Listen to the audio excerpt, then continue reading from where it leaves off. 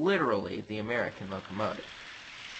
Small and maneuverable, it was suited to nearly every purpose. It could do anything. That's why nearly every railroad had them. This is the Bachmann Spectrum Modern American 440 in a Maryland and Pennsylvania livery.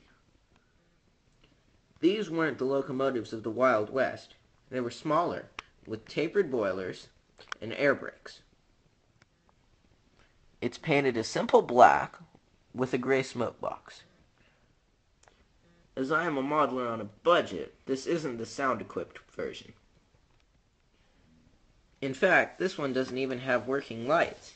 They used to work, but now they don't, no matter how hard I try. The rest of the motor works fine. It starts moving at about 9 o'clock on a Bachmann DCC controller. So, pretty good speed, slow speed movement. This is a Spectrum model, so there's plenty of detail, a fair amount of which can be seen right here. But be careful, when you're picking it up, you don't want to damage the railings up here. This is both a pro and a con, considering.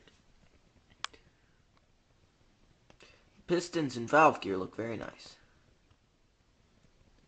I can't really show you the cab, but it's fairly well detailed with the driver, fireman, and firebox.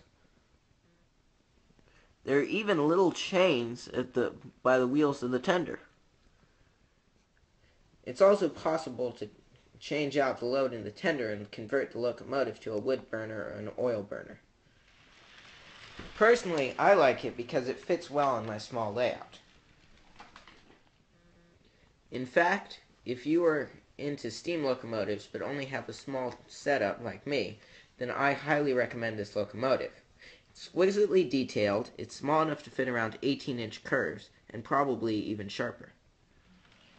But if you've got a big layout, don't write it off. It's got plenty of pulling power.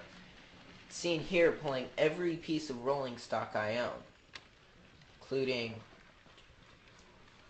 7 freight cars, a caboose, and 3 coaches.